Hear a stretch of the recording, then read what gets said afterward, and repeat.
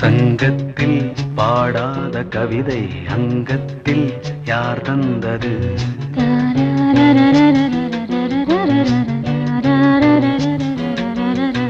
சந்தத்தில் மாறாத நடையொடு என் முன்னே யார் வந்தது?